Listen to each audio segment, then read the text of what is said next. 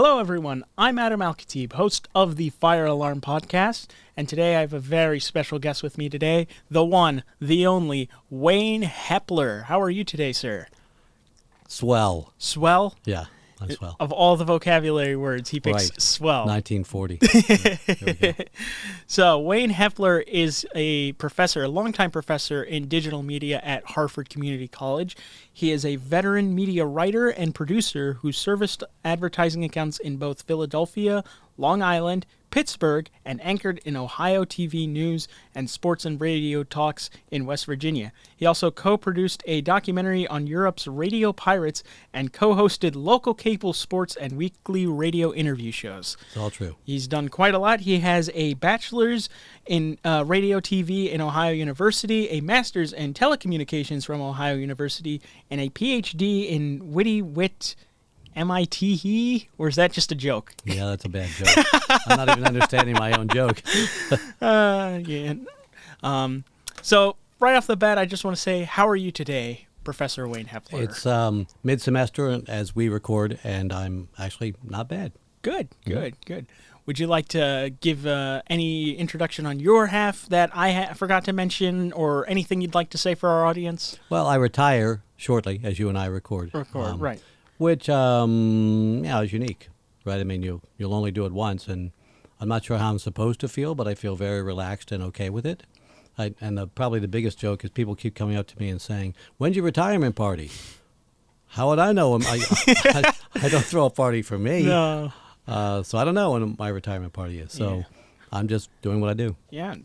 Speaking from your retirement, if I recall, you have been a professor at Harford Community College for 27 years, with 37 years overall in all across the board. Yeah, 35. Don't make me any 35. older than Sorry. I am. Yeah. But 27 here. Yeah. Wow. Which is also hard to believe. Yeah. And did it flow by? Did you feel like you were enjoying it, or did you feel? It depends on the era. In the beginning, pretty much flew. I wasn't quite sure how long I was going to stay, what else I was trying, because we moved here with some tough conditions, some family things going on, death of a couple of parents in not very nice fashion. I'm sorry. Well, hey, it's life. Yeah. It happens. It happens, yeah. But because of that, you land and you're kind of going, what are we up to here? At one point I was commuting from from Newark and then Wilmington to work here. And that... I remember those days very much, and they dragged. That took a bit to get by, and there were some middle years that kind of dragged a little bit too. Various things going on there. People hired maybe shouldn't have been hired. You have to work with those people. Oh, I know the feeling. But I would say the last several in particular have pretty much flown. So you get here and kind of go, how this happened, which I hear is pretty common from other people. So it's been like a roller coaster of emotions throughout your career, I assume. Yeah, I mean, the emotions were relatively steady, but I mean, any career, especially if you stay somewhere a long time, there are eras that come and go. And I have certainly, my goodness, I've had my share of eras here at the school. Who was here? Who was I working with? Who was I working for? What happened to the campus? All that kind of thing. So, like a lot of work, if you stay there long enough, you're going to see a lot of things happen. Right. Reasonable things to be concerned about. Well, that's great. It's great to be, here in this room. I've known you for, almost 3-ish years? I don't know. Somewhere in there. Somewhere in there, yeah. But even before I attended Harford, I got to know you through other students of yours, and they have nothing but utter praise to give you for all the impact that you've made on their lives. Thank you. The bribes did help. Yeah, they did.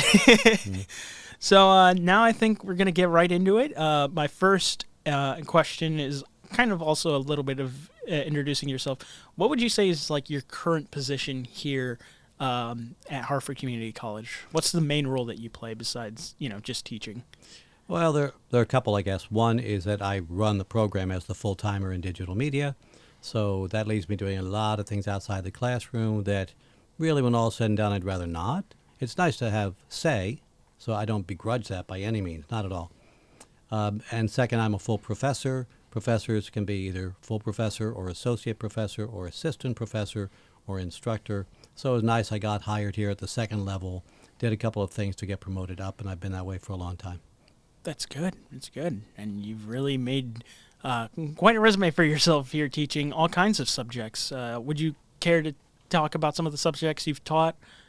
What were some of your probably favorite the one ones? the one that really grabbed my eye and ear when I got here was one I hadn't taught, which was film history. And I sat outside the door of the guy teaching it, who was my predecessor here, but stayed on as a part-timer.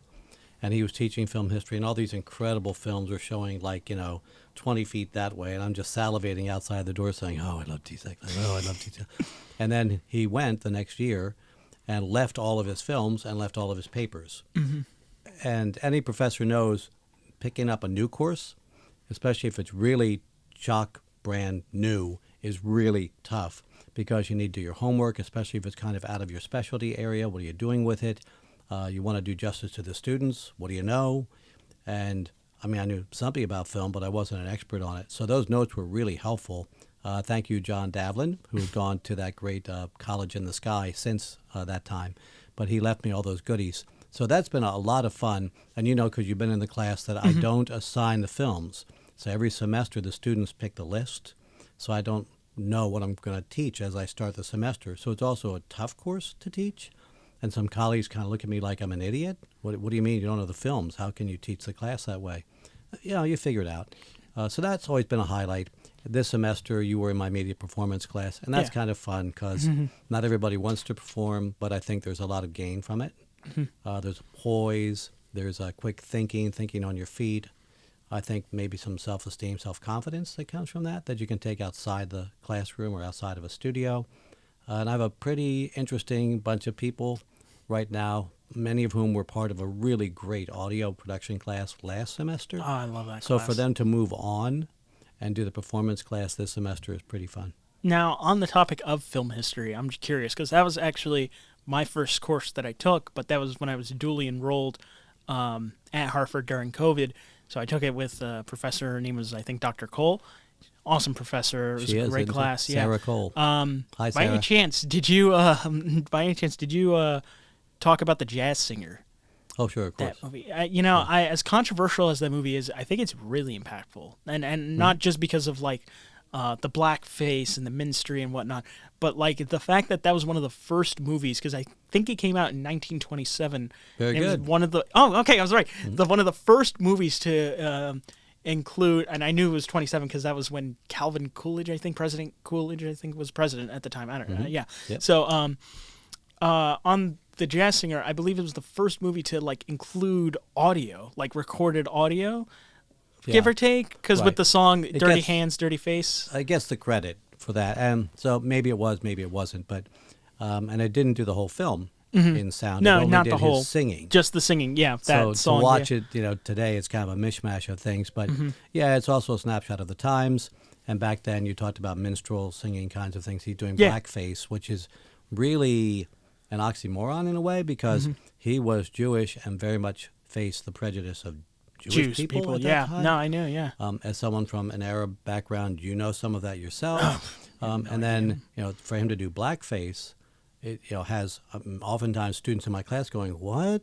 This guy is Jewish going through anti-Semitism, and then he steps in front of a camera and does blackface? Yeah. But the times were that was quote-unquote accepted, and just sort of what the arts did, which is really kind of hard to imagine in 2020s. But at any rate, it is a landmark film, and there's a lot to be taken from it. Yeah, and I think he does play a Jewish person. I think the whole plot of the film is that his dad is a Jewish minister, and he wants him to take over. Right. And he leaves on Yom Kippur, I believe. And be a rabbi. Or rabbi, and becomes a jazz singer. And then his dying father was to see him again. He sees him sing, and then he sort of accepted his singing. Yeah. They were in the audience when he does Mammy.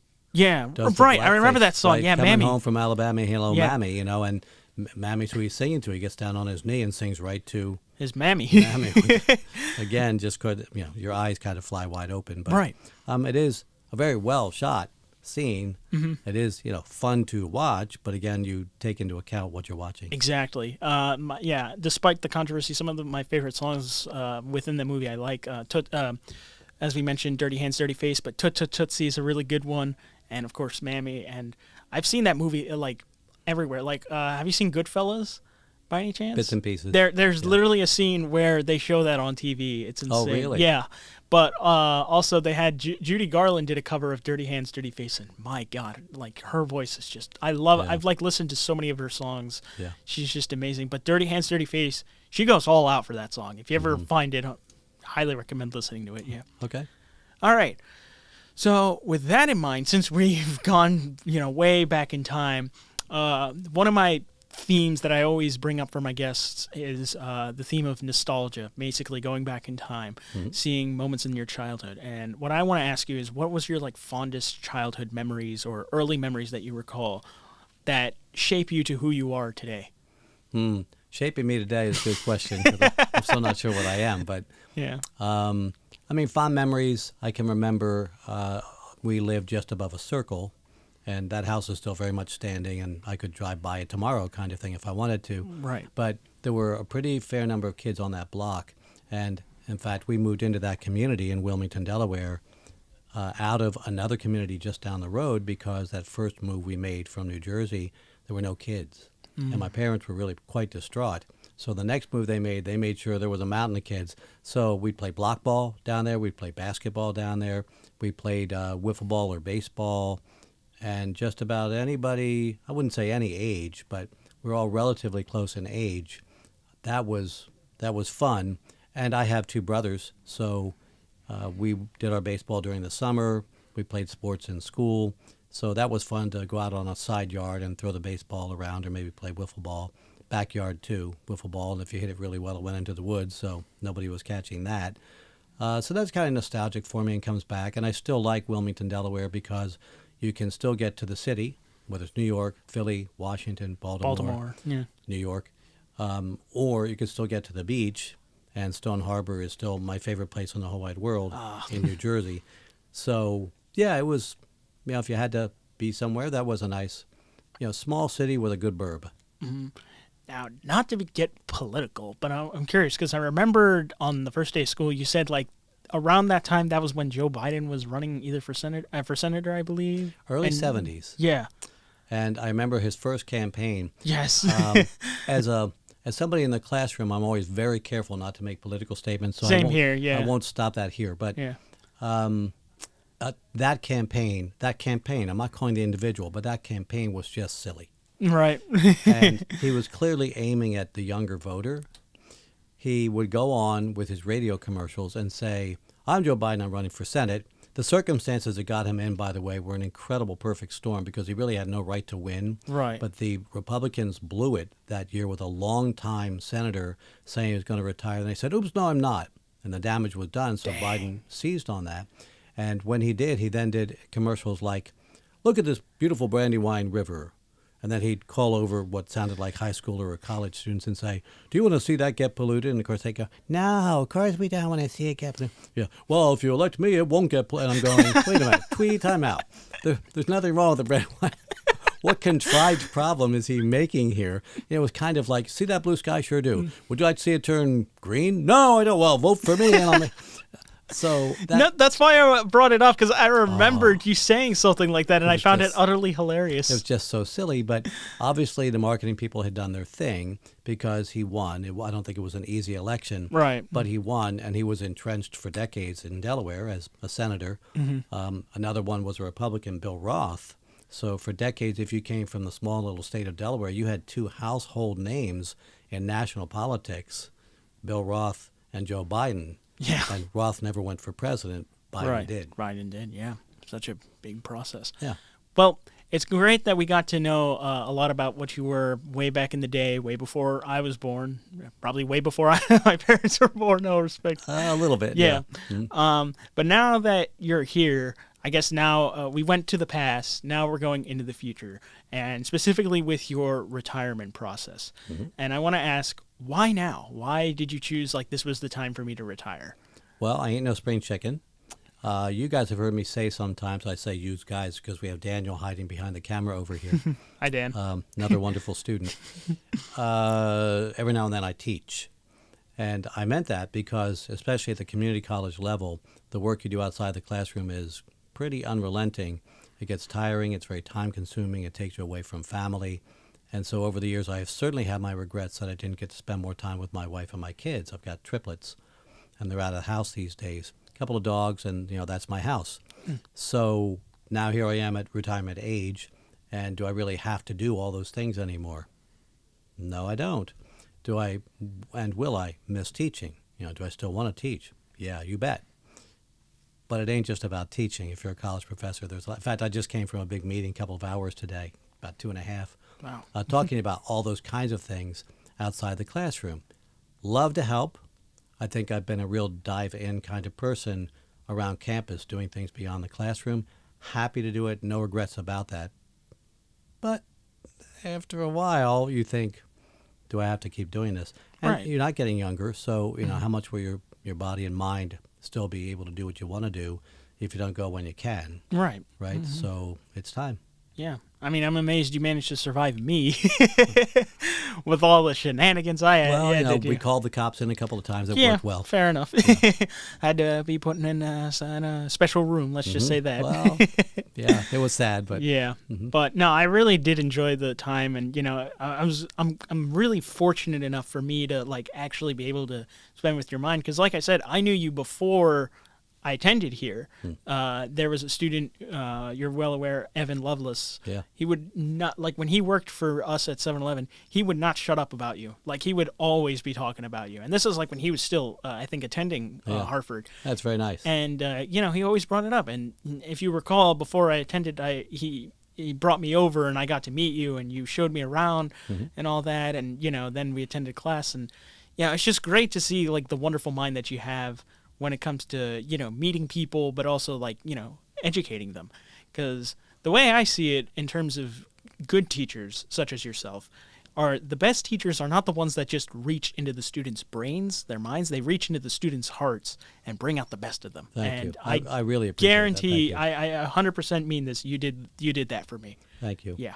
If I'm not teaching beyond the classroom and beyond the content, then I'm blowing it. And Yeah. I feel called. I'm never a proselytizer, but Right. I truly feel called by the Lord God to be in the classroom. And Jesus was a teacher. Yeah. So I feel doubly blessed that I get to do what he did and be in the classroom and have something to try to contribute to a lot of people's lives in a way that's just beyond, here's how you edit. Well, lots of people could probably teach you how to edit, but how much do I really care about the person and having little private conversations and side chats and things? If you're not doing that, and I'm not alone. Yeah. On that, not by any means. There are lots of great teachers Yeah, on this for campus. sure. Oh, my goodness. But if your heart's not there, then I think probably you're missing something. Yeah. Well, that's great. So more on to the retirement. I know we're getting a lot into the retirement process, but my question to you is, like, what's next? What do you plan to do once it's all done? You just plan to relax, kick back, pull out the lawn chair? People keep asking. I've heard two schools of thought. One guy in particular, a really good friend named Simon, said he didn't really have a plan and he was just happy to go and he figured it out as he went. Okay. Most other people I've talked to have said, whatever you do, don't retire and not have a plan. So here I am pretty much without a middle. plan. But, yeah, I mean, pretty much what I've heard from anybody on both sides of those coins is when you first retire, you're probably just going to have a certain amount of euphoria saying, oh my gosh, the stress level just dropped to zero. I have free time that I didn't believe I could have, and no place I need to rush to or be thinking about. So I think the freedom of the mind will probably be the biggest get, that there isn't just stuff racing through your head. What am I forgetting? Right. Is often one of the real pressures I feel as I'm driving to work is, what have I dropped? Which ball has fallen? So that'd be great to see that go. But along the way, I'm actually starting to try to do a little bit of the lifestyle I do outside of class. So I am not Father Mulcahy, but I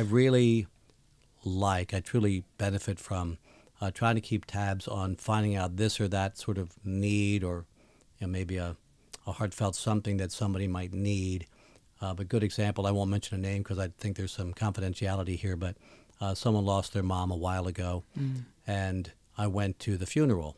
It was kind of tough to schedule to get there, but I really thought it was important, so I made sure I went. I'm not the bosom buddy of this person, but I respect this person.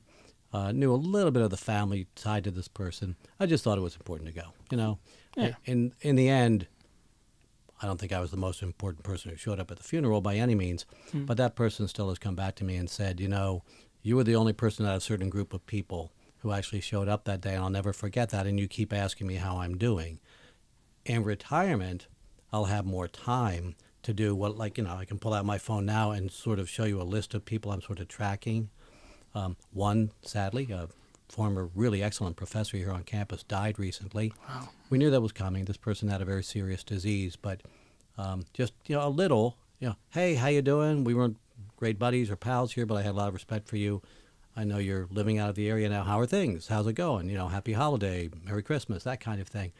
And so in retirement, my goal will be to do, and I'm trying even now as I head there, to keep better tabs on, hey, what's up with this person? They had this, it doesn't have to be death, but they had this going on, or I knew so-and-so was really concerned about such and such. I think I'll follow up and see how that's going.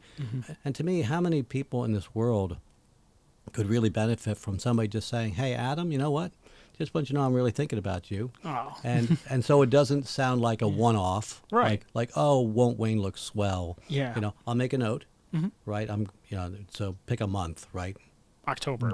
October, Yeah. fine. So I might mark November, December to kind of get back to you. Say, hey, what's the update on that? How's that going? I think that's a really godly thing to do, but I just think it's a good person thing to do. Yeah. And it's in my heart. So part of my retirement will definitely be spent doing that kind of thing. I think I'll probably end up being a part-time professor here. It sounds like I could still be used in some way to be an adjunct. The good question is, which course will it be? Because there's some courses I'd rather not teach and some courses I'd rather teach. Depends on who gets hired behind me, and that process is going on now. I know who should be hired, but that's not my call at all. Yeah. And I think it's very wise that I'm not a part of the committee that's doing the search. Right. Did that once before. Did not go well. Not a good decision. Okay. Yeah, Fair right. enough. Other than that, what will I do? I'm sorry, this is a long response. I don't know. I might contribute at my church. I thought about ESL, English Second Language training, which on campus I'm being told I don't necessarily have to have the certification that some people require, and is not going to happen in 5 minutes.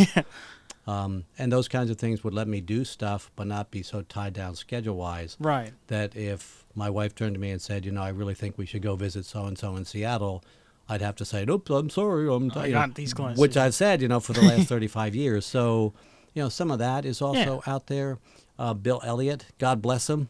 He's actually a licensed professional Santa, the best you ever saw. Oh, my God. Works on campus as an advisor here. He was also saying maybe you be a life coach. Okay. Which to me sounds terribly pompous, like I'm an expert on life. No, I thought about being a life coach Good too. one. Yeah. So I don't know if I could do that and actually help people, and again, not have my schedule clogged up. Right. Maybe, we'll see.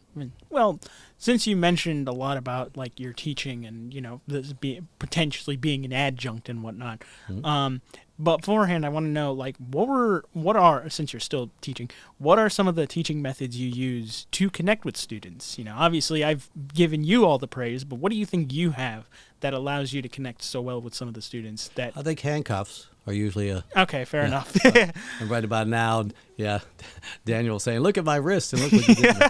Hopefully anybody watching this or listening is thinking, he doesn't really mean that. No, it's all sarcasm. No, I don't really mean that. I also have the terribly politically incorrect Luigi as my, if you do something wrong, a guy with a pinstripe suit and a bottling case will come your way. Luigi, come to your house, burn your neighbor's house down too, all of that. Oh, boy. The amount of times I've heard Luigi. But that, to me, the thing that matters most in teaching, after do you have the heart to really do it, is rapport, which is the connection with the people you're talking to. So for me, that means if I'm not walking the room, if I'm not having eye contact I'm having with you guys now, if I'm not noticing somebody sort of needs a little, I need to do something with that person, right, privately. Right. Right. If that's not happening, and lots of research, by the way, backs this up, that if you lack rapport, it doesn't matter how brilliant you are, because you're not nailing it with the target, which is the student, right? So if you would ask me what technique matters most, I would say it's make sure you're making a connection with the people you're talking to. Absolutely.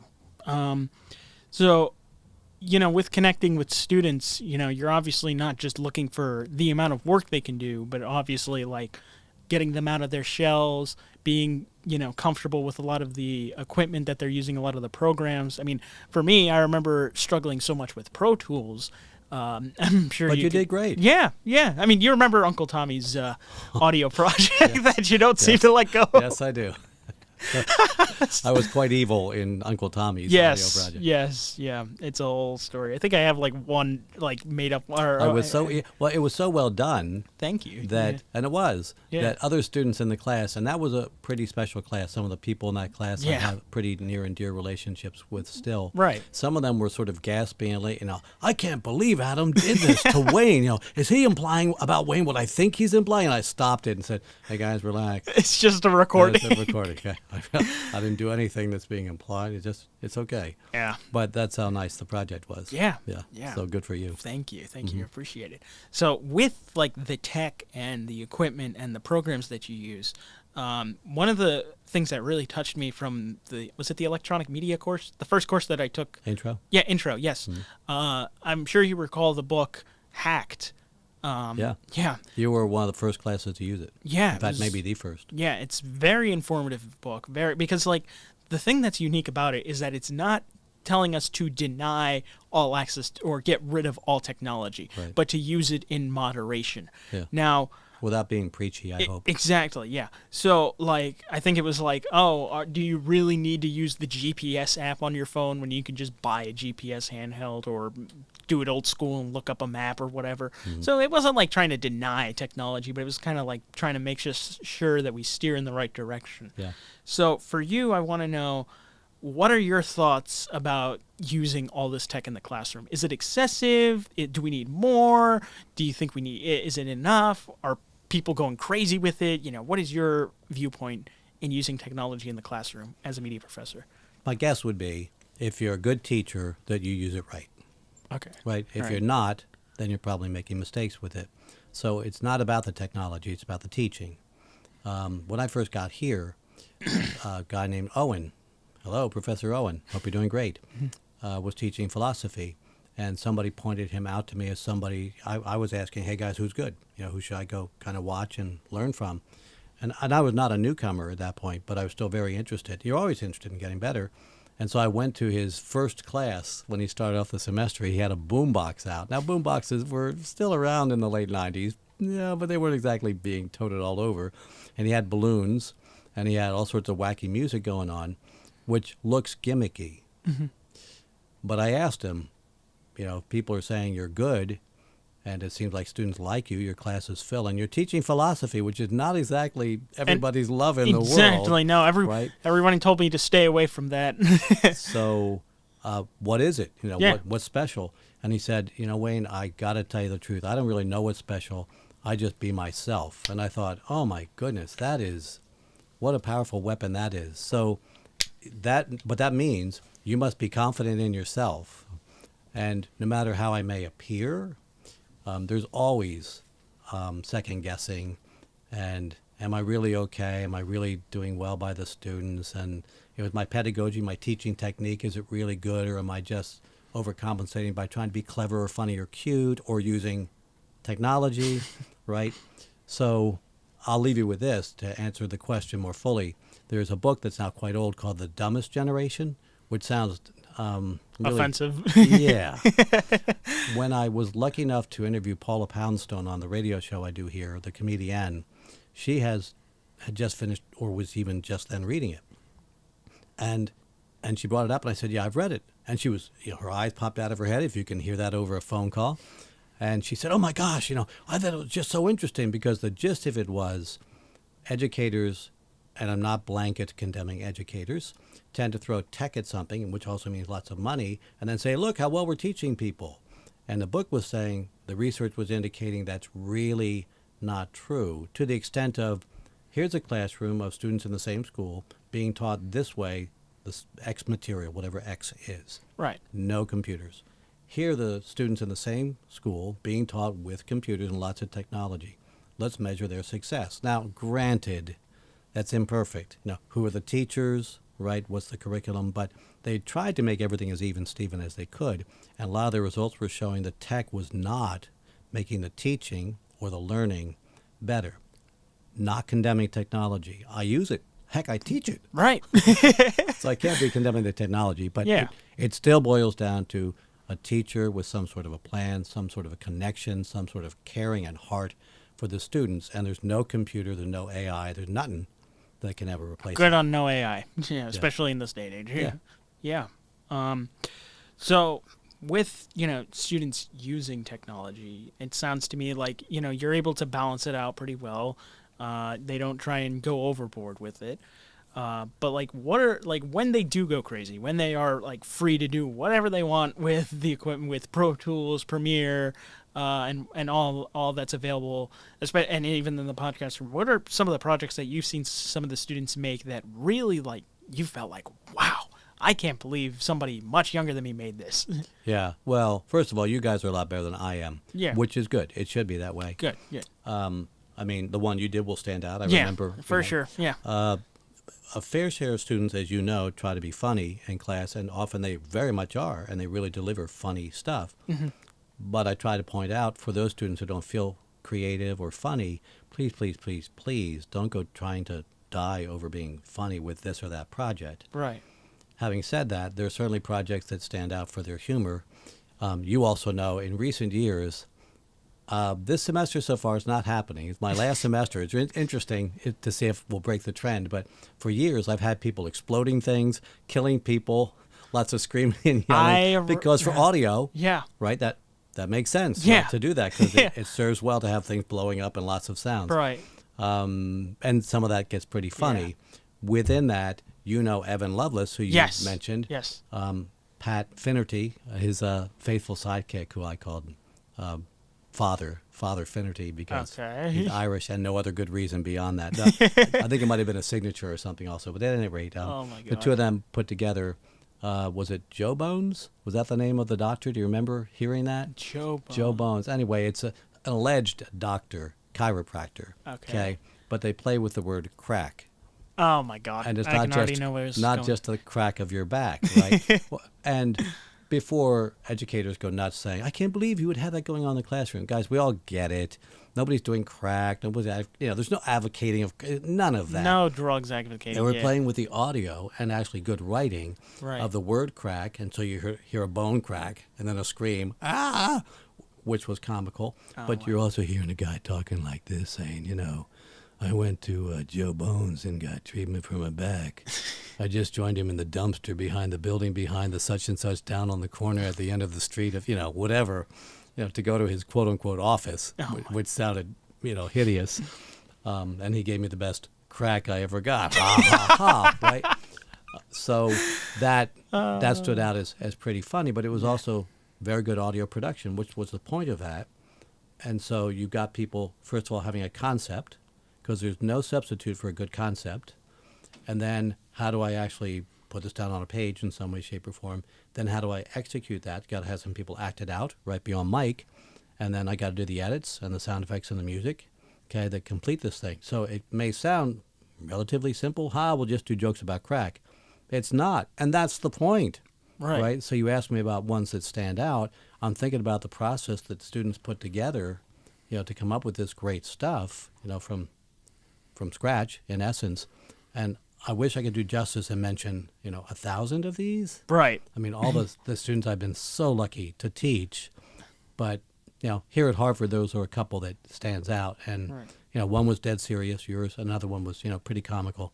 Yeah. And forgive me, all you students out there saying, he didn't mention mine. You're right. And I probably should, but we'd be here for God knows how long. Couple weeks. I do remember one, and I really want to do this because this one made me laugh so hard.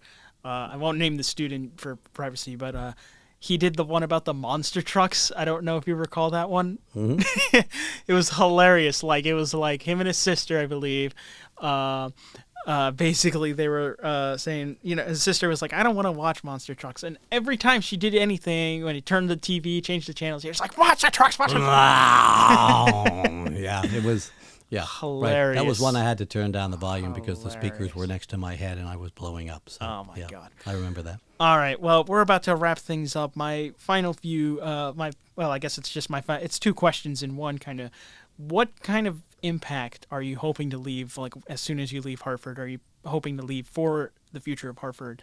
And what advice would you give to future students or teachers who are, potentially going to fill in your shoes or, be inspired by someone like you? I would never be arrogant enough. I'm way too arrogant Right. to say that I have the advice that everybody should listen to. But you ask me a question, so I answer it and say, if you love your students and you have some sort of calling to actually teach, so you're a teacher, you really Right. have that in you, then I'm not sure how you'll fail. So far as your first question, what will I leave behind, I guess? What's the legacy? I often like to say the legacy should be the students, so look at them, see how they are, as people, because that's way more important than what they do, but also they came here to learn something to do.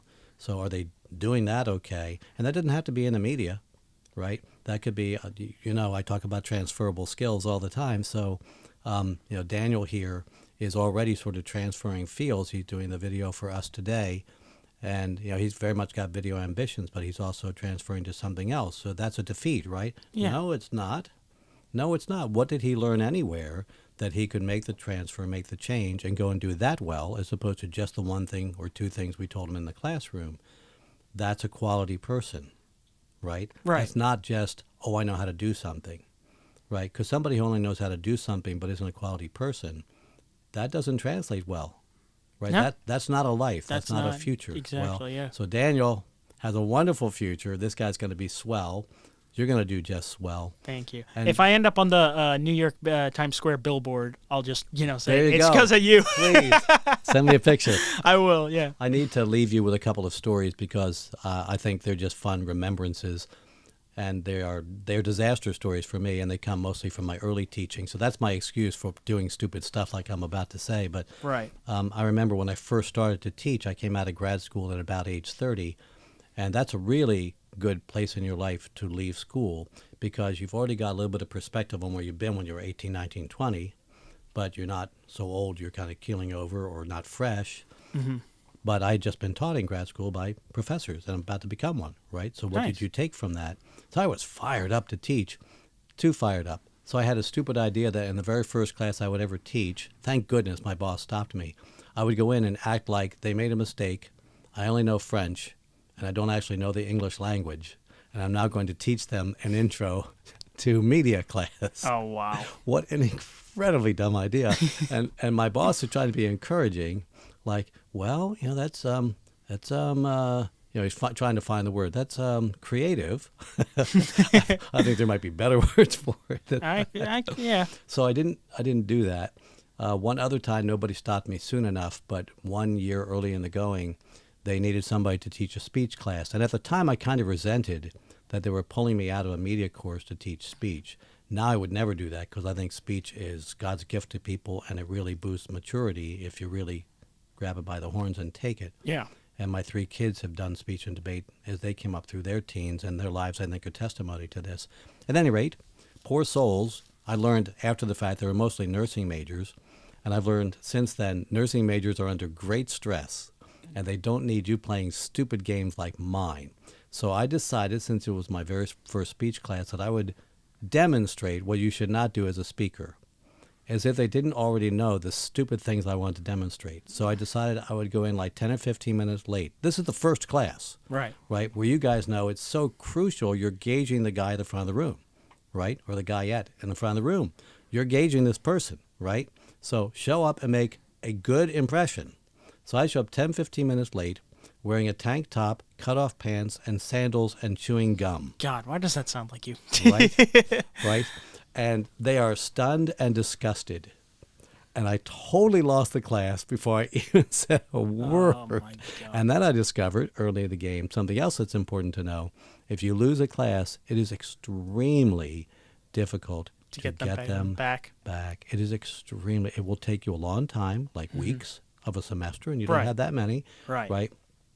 And I don't know if I apologized to them. I should have kissed the floor and said, just walk on me, throw rocks. I deserve it all. Throw the tomatoes. Get it over what with. What incredible, stupid thing to do your first class. Oh, my God. And thank goodness the boss wasn't with me that day, because I think had he been hanging around, it would have been, oh, man. Regret of hiring Wayne Hepler. Yeah, new career in construction. Yep. Yes. Go away and pick up some other rocks. Yeah, so so I have some memories I will definitely take with me. So that's great. Well, we're wrapping up, but I really heavily appreciate you taking the time out of your day to be here on the FireAlarm Podcast. I'll just say this. This all started because of my internship that you told me about. And since then, I'm like, I could just keep going on with this. So I really have to thank you for, because you play a role in me being here, not just, me asking you to be here. So thank you. And thank you for all the hard work you've done in your teaching and connecting with students. And I hope to God that your retirement is very, it goes your way. Let's just say that. Thank you. All right. Yeah. Thank you all so much for watching. And I'll be sure to, are you okay with Facebook? Any handles that you're okay with people checking you out with? I don't want to give it away if you want to keep it private, but. No. I, whatever you want to do. Right now I'm being told to stay away from Facebook. Fair enough. By my wife and family, because I think they have some plans for me. So I won't say it, but so you can post whatever you want. Okay. And as long as it's not, the effing F from the effer, then I'm okay with whatever handle you throw. All righty. Well, thank you all for listening. This has been Adam Alcatib with the Fire Alarm Podcast. I'll see you all later.